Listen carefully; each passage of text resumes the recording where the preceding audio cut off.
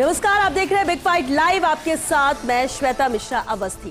Congress party संविधान की हिफाजत के नाम पर ऐसे संगीन सवाल उठा रही है जो भारतीय लोकतंत्र में आस्था के स्तंभों पर प्रहार करती है। कांग्रेस ने देश की चुनाव प्रक्रिया को लेकर गंभीर सवाल खड़े किए हैं। महाराष्ट्र विधानसभा चुनावों के नतीजों के 6 महीने बाद भी कांग्रेस वोटर लिस्ट पर सवाल उठा रही है। राहुल गांधी का कहना है कि महाराष्ट्र चुनाव में धांधली हुई है और इसमें चुनाव आयोग भी शामिल है, जबकि आयोग ने इन आरोपों का खंडन किया है और कहा है कि लाखों अधिकारी कर्मचारी चुनाव प्रक्रिया में शामिल होते हैं, यहां तक कि पोलिंग बूथ पर पार्टियों के एजेंट तक होते हैं। ऐसे में निष्पक्ष और व्यापक प्रक्रिया पर सवाल उठाना गलत है। लेकिन उधर राहुल गांधी कहते हैं कि जब सब कुछ सही है तो आयोग उन्हें वोटर डेटा और वोटिंग डे के वीडियो फुटेज क्यों नहीं देता है। आयोग ने कानूनी प्रावधानों का हवाला देते हुए चुनावी दस्तावेज सार्वजनिक करने से इनकार किया है। बिहार चुनाव से ठीक पहले राहुल ने चुनावी प्रक्रिया में गड़बड़ी के जो आरोप लगाए हैं, कहीं ये लगातार हार को लेकर कांग्रेस की हड़बड़ी तो नहीं है। आज बात इसी मुद्दे पर कि जब इलेक्शन कमीशन है निष्पक्ष तो क्यों खफा है विपक्ष।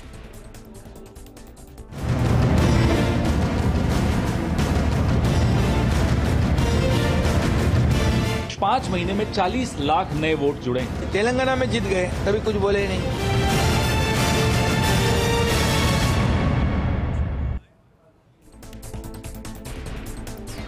और चलिए, बेहद खास मुद्दा है। चर्चा के लिए खास मेहमान हमारे साथ जुड़ चुके हैं। चर्चा में मौजूद है अटल खंडेलवाल जी, प्रवक्ता है बीजेपी से। स्वागत है अटल जी आपका। आरसी चौधरी जी भी मौजूद है, कांग्रेस प्रवक्ता है। आरसी जी आपका भी बहुत स्वागत है। साथ ही राजनीतिक विश्लेषक महेश शर्मा जी भी हमारे साथ है। महेश जी आपका भी बहुत स्वागत है। शुरुआत आरसी जी आपसे करना चाहेंगे, क्योंकि कांग्रेस राहुल गांधी लगातार ये सवाल उठा रहे हैं महाराष्ट्र चुनाव के वहां के परिणामों को लेकर। 6 महीने का वक्त बीते, 1 साल होने को आ गया है, लेकिन सवाल है और इसलिए वो डेटा चाहते थे। ईसी की तरफ से जवाब दिया गया, चर्चा के लिए उन्हें बुलाया गया और ईसी निष्पक्ष है ये कहना है, क्योंकि देश भर में सत्यापन वोटर लिस्ट को लेकर कराया जा रहा है। तो क्या आपको अब भी ईसी की तरफ से, इलेक्शन कमीशन की तरफ से ट्रांसपेरेंसी नजर नहीं आती? क्या आपको लगता है कि अभी भी कांग्रेस की बात को उतनी गंभीरता से नहीं लिया ईसी ने? सबसे पहले तो मैं कहना चाहूंगा कि हमारा जो लगातार जो प्रश्न है, जो हमारे जो आरोप हैं, किसी एक स्वतंत्र संवैधानिक संस्था को संविधान के दायरे में लाने के लिए है, उसकी अकाउंटेबिलिटी तय करने के लिए, जो कॉन्स्टिट्यूशनल है उनको तय करने के लिए हमने प्रश्न खड़े किए। और जो प्रश्न राहुल गांधी जी ने खड़े किए वो लोकतंत्र के चौथे स्तंभ मीडिया के सामने प्रेस वार्ता करके और तथ्यात्मक तमाम बातें रखी। सबसे पहले तो आपने चुनाव आयुक्त की बात की। हम सबसे पहले यह कहना चाह रहे हैं कि लोकतंत्र की आत्मा जनता के द्वारा बसती है और मत के द्वारा वो जनता जनादेश देके अपना निर्णय करती है। लेकिन एम्पायर की सबसे बड़ी महत्वपूर्ण भूमिका होती है। इस एम्पायर की नियुक्ति के लिए जो देश के सर्वोच्च न्यायालय ने निर्देश दिया, जिसके अंदर 3 लोगों के माध्यम से देश के सुप्रीम कोर्ट के सीजीआई मुख्य न्यायाधीश, देश के प्रधानमंत्री और प्रतिपक्ष के नेता, ये मिलकर जिस एम्पायर और चुनाव आयुक्त की नियुक्ति करनी थी, उसे भारतीय जनता पार्टी और केंद्र की सरकार ने संविधान और इस कानून में बदलाव करके और वहां पे मुख्य जो न्यायाधीश है उन्हें हटा दिया गया और सत्तारूढ़ दल के एक मंत्री को जोड़ दिया गया। इसलिए एम्पायर की निष्पक्षता पे प्रश्न हो जाते हैं, क्योंकि 2-1 के बहुमत से जब निर्णय होना है तो सत्ता के साथ में एम्पायर की नियुक्ति होती है और एम्पायर सत्ता के दबाव में काम करता है। और आप और हम सब ने देखा, चुनाव से पहले कई चुनाव आयुक्तों ने अपने पद से इस्तीफा देके चले गए।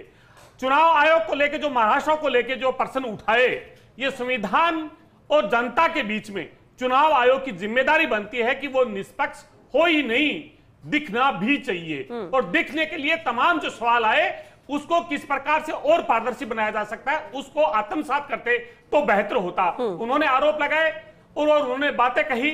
हमने आयोग के सामने समक्ष प्रश्न रखा कि 5 साल के अंदर जहां पे 31 लाख मतदाता बढ़ते हैं, विधानसभा चुनाव 2019 महाराष्ट्र का और 2024 का लोकसभा चुनाव तक 31 लाख वोट बढ़ते हैं, लेकिन जब 24 का विधानसभा चुनाव आता है 5 महीने बाद में ही 41 लाख मतदाता बढ़ जाते हैं। 5 बजे बाद में लगातार जो वोट में अप्रत्याशित वृद्धि हुई और वो अप्रत्याशित वृद्धि चयनित बूथों पे हुई।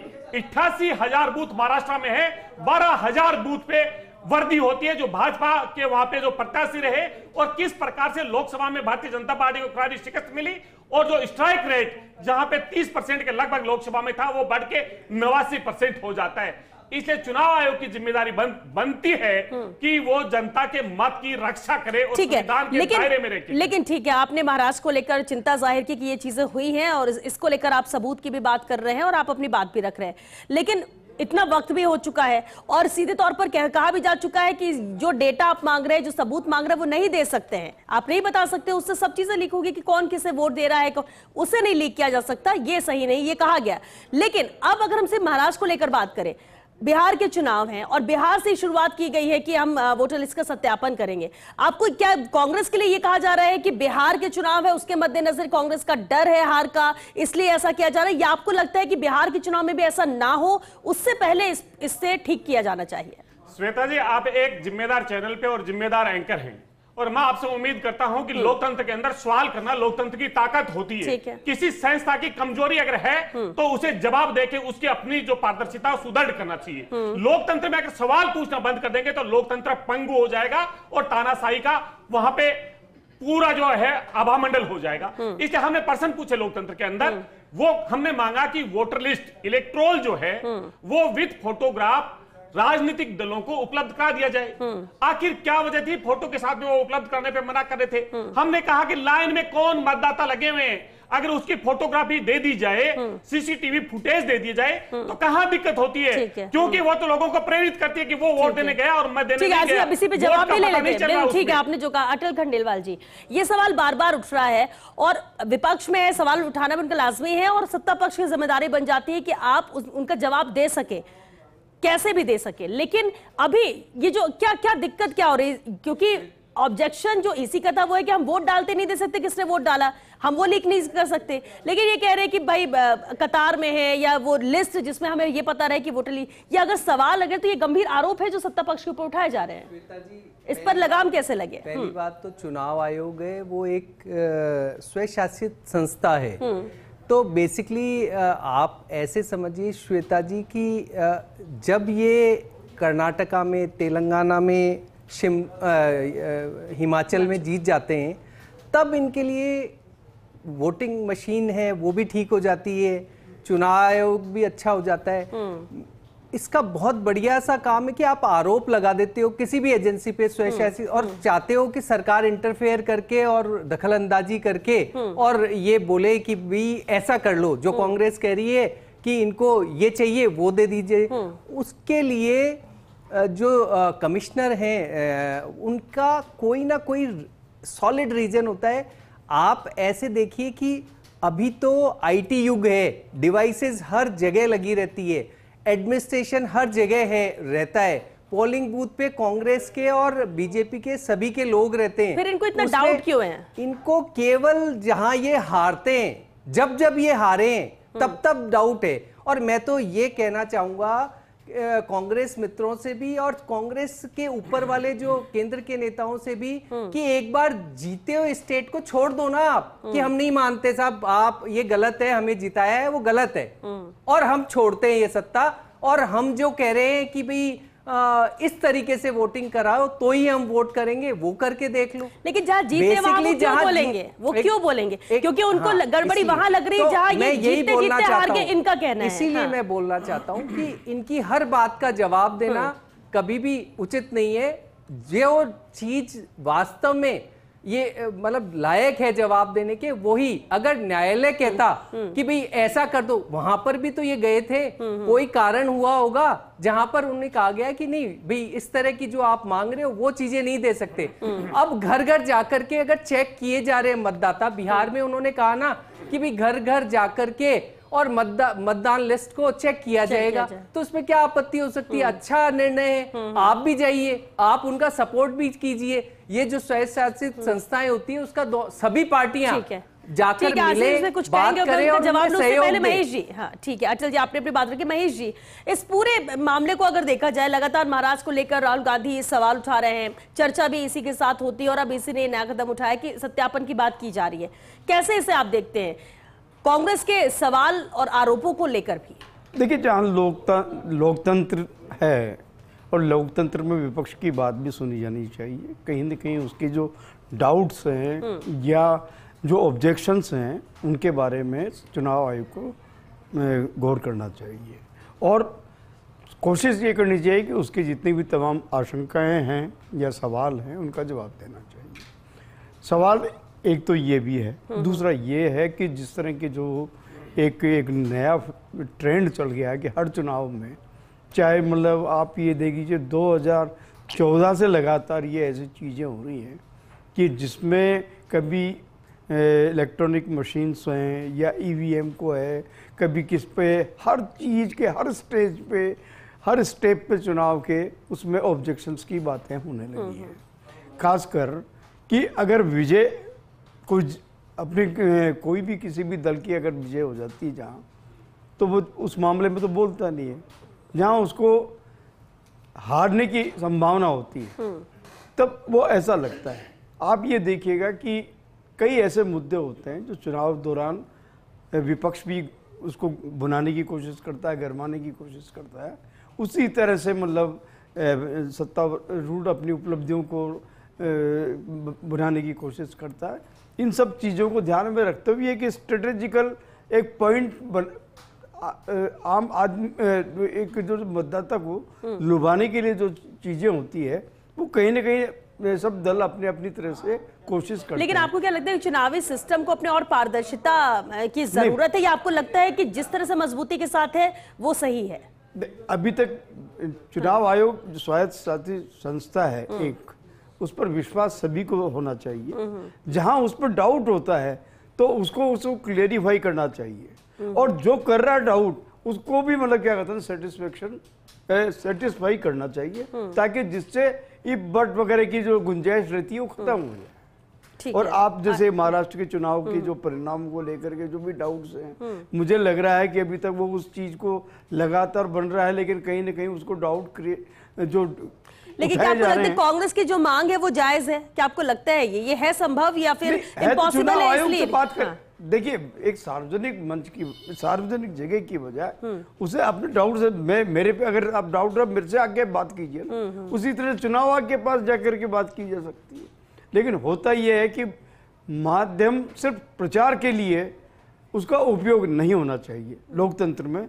लेकिन ये तो गए ना, चुनाव आयोग के पास भी गए, चर्चा भी की, उनसे कहा भी, उन्होंने उसे नकार दिया कि ये संभव नहीं, लेकिन जो किया जा सकता है हम उस आगे के लिए करेंगे, और इसलिए वो सत्यापन की बात हो रही है कि वोटर लिस्ट की सत्यापन, और ये स्टेप उठाया है इसी ने। नहीं, जो भी हो सत्यापन की भी बात है, अच्छा है ये कि मतलब सत्यापन की बातें हो रही है, तो ये अगर चुनाव आयोग इस पे विचार कर रहा है और ये मतलब उससे फैसला लेने की कोशिश कर रहा है तो उसका भी स्वागत होना चाहिए। सवाल ये आता है कि एक जो स्वायत्त शासी संस्था है, संविधान से प्रदत्त मतलब क्या कहता है ना, गठित संस्था है, उस पे उसकी कार्य प्रणाली पर कहीं जब हम डाउट करते हैं तो वो उचित भी नहीं है। बार बार में हर चुनाव से पहले ये मुद्दे मतलब उस पे, उसकी कार्यप्रणाली पर सवाल उठाना, उस पर संदेह व्यक्त करना, इससे संस्था के साथ साथ संस्था की छवि भी खराब होती है और जो लोकतंत्र की मूल भावना उसको भी प्रभावित करने की कोशिश। आरसी जी, ठीक है, आप विपक्ष में है कांग्रेस और सवाल उठा रहे हैं, लेकिन बार बार ईसी इलेक्शन कमीशन पर सवाल उठाने से कहीं ना कहीं आम जनता के ऊपर भी बार बार अगर कोई सवाल उठाएगा तो वो भी प्रभावित होती कि क्या हम इस पर भरोसा करें या नहीं, और इससे बड़ी चीज होती है कि अंतर्राष्ट्रीय स्तर पर हमारी चुनावी प्रक्रिया को लेकर कहीं सवाल ना उठे। श्वेता जी, मैं तमाम जो आपके जो पैनलिस्ट हैं उनको सुना, महेश शर्मा जी को भी सुना था और बीजेपी के मेरे साथी जो प्रवक्ता हैं उनको भी सुना। उन्होंने एक बात तो सबसे दोनों ने कॉमन बात ये कही कि बार बार चुनाव आयोग पे प्रश्न नहीं उठाना चाहिए। इस देश की संवैधानिक संस्थाओं की जवाबदेही बनती है लोकतंत्र में जनता के लिए। हम संवैधानिक संस्थानों पे प्रश्न नहीं कर रहे, हम संवैधानिक संस्थानों को संविधान के दायरे में काम करने के लिए जो प्रश्न उठते हैं, जो प्रतिपक्ष की जिम्मेदारी बनती है, उसका निर्वहन कर रहे हैं, और तथ्यों के साथ में, आंकड़ों के साथ में, और देश के लोकतंत्र के चौथे स्तंभ मीडिया के सामने प्रेस वार्ता के माध्यम से करते हैं। आप जैसे प्रबुद्ध लोग वहां पे होते हैं, तमाम प्रश्न पूछते हैं। इसलिए प्रश्न करना किसी संस्था की साख पे सवाल नहीं है, उसकी मजबूती के लिए प्रश्न होता है और उसे आत्मसात करना चाहिए। एक ये करें कि हार के बाद में करना है। अगर चुनाव के किसी भी सत्तारूढ़ दल को अगर प्रश्नों से भय है, अगर सत्ता प्रश्नों से घबराती है, इसका मतलब दाल में कहीं काला है। सत्ता की जिम्मेदारी बनती है, जवाबदेही बनती है कि वो विपक्ष के प्रश्नों का जवाब दे। मेरे बीजेपी के साथी ने कहा कि ये कोर्ट का निर्णय नहीं मानते। कोर्ट का निर्णय भारतीय जनता पार्टी नहीं मानती। सुप्रीम कोर्ट ने चुनाव आयुक्त की नियुक्ति को लेकर जो निर्णय दिया उसको केंद्र की सरकार ने बदला। देश के सुप्रीम कोर्ट के चीफ जस्टिस को हटा के उन्होंने अपने मंत्री को जोड़ा।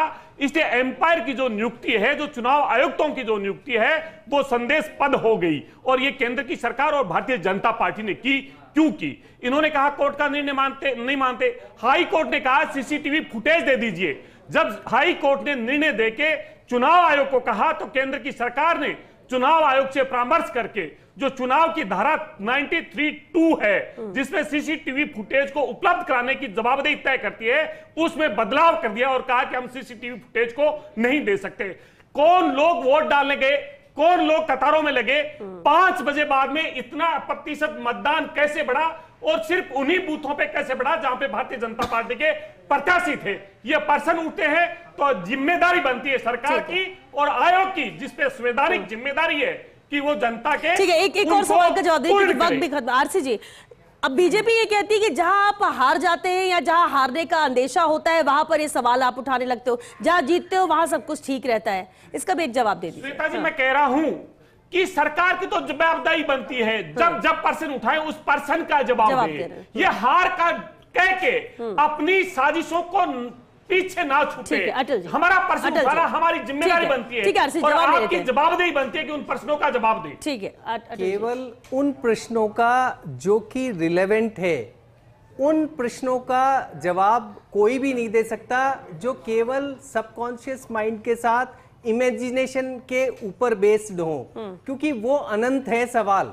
उसके लिए आज जैसे अब एक एग्जाम्पल के लिए अचानक से गहलोत साहब कोई भी नैरेटिव बोल देते हैं, अब उनके किन प्रश्नों का उत्तर दिया जाए, किन उसके पीछे क्या डेटा है, आप तो चुनाव आयोग की नीति को लेके दीजिए। नहीं, क्यों बदला? देखिए सुप्रीम कोर्ट के मुख्य न्यायाधीश को हटा के और बीजेपी का मंत्री किया तो क्या वो एम्पायर निष्पक्ष हो पाएगा? देखिए ऐसा है, क्या मजबूरी, बीजेपी का मंत्री क्या होता है? सरकार किस चीज के लिए संविधान में ऐसा समझिए कि देश के सर्वोच्च न्यायालय के मुख्य न्यायाधीश को चुनाव आयोग की नियुक्ति में आपने हटा दिया, उसे बाहर का रास्ता दिखा दिया।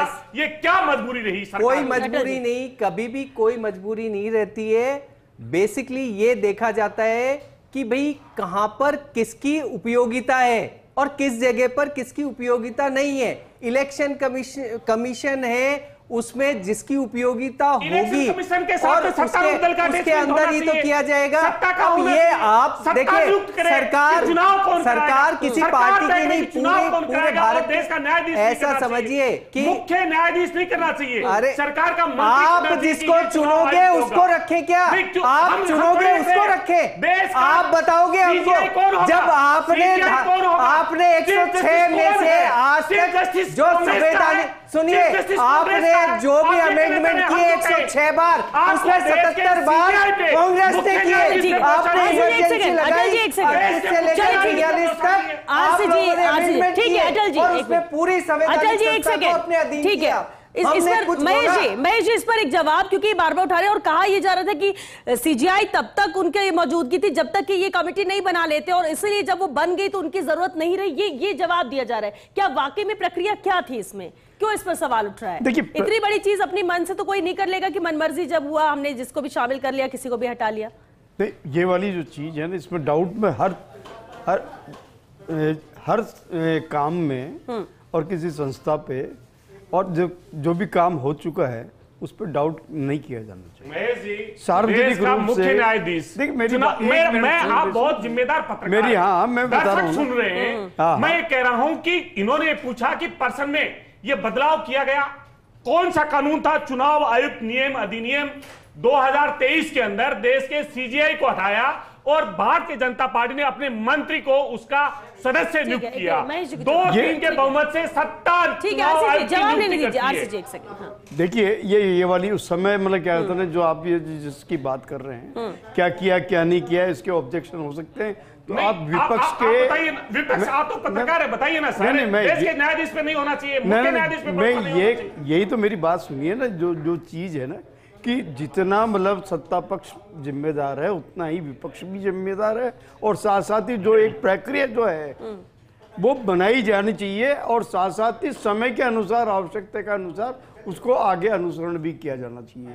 तो जिस समय मतलब क्या कहते हैं, जो 2023 की जो आप बात कर रहे हैं, उस दौरान विपक्ष के कौन, मतलब उस समय मतलब सदन में विपक्ष का नेता कौन था?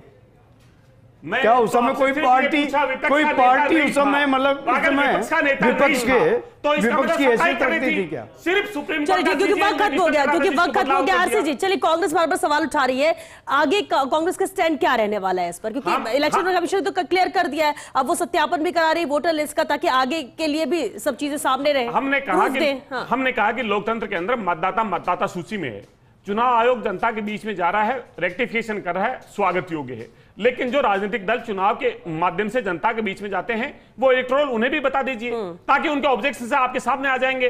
क्यों नहीं उनको दे दिया जाए, विद फोटो दे दिया जाए, ताकि पहचान हो सके, तमाम राजनीतिक दलों को दे दिया जाए, किसी एक दल के लिए नहीं करें। चलिए, क्योंकि वक्त खत्म हो चुका है, शुक्रिया आप सभी का इस चर्चा में शामिल होने के लिए। देखिए, सवाल विपक्ष के लगातार है, विपक्ष को अपने सवालों का जवाब चाहिए। इलेक्शन कमीशन ने बात क्लियर कर दी है अपने पार्ट से, लेकिन इतना जरूर एक कदम उठाया गया है, क्योंकि देश भर में कहा जा रहा है कि जो वोटर लिस्ट है उनका सत्यापन किया जाएगा, घर घर जाकर यह किया जाएगा, और 2003 के बाद जिनके नाम जुड़े हैं उन्हें प्रूफ देना होगा। अगर आप प्रूफ नहीं देते तो आपका नाम कटेगा, ताकि ट्रांसपेरेंसी रहे। तो जब साफ नजर आता है इलेक्शन कमीशन निष्पक्ष है, तो विपक्ष फिर भी खफा है, विपक्ष की फिर भी नाराजगी है। विपक्ष ने कहा है कि जो हमें चाहिए सबूत वो आप दें। अब देखना होगा कि ये महाराष्ट्र के परिणामों से जो सवाल उठ रहे हैं, क्या वो बिहार के चुनाव तक भी जारी रहते हैं, या बिहार के चुनाव के पहले भी कुछ परिवर्तन देखने को मिल सकता है? क्या इन सवालों पर फुल स्टॉप लगेगा, या इन्हें जवाब मिलकर देकर इन्हें संतुष्ट किया जाता है? फिलहाल बिग फाइट लाइव में आज के लिए बस इतना है। नमस्कार।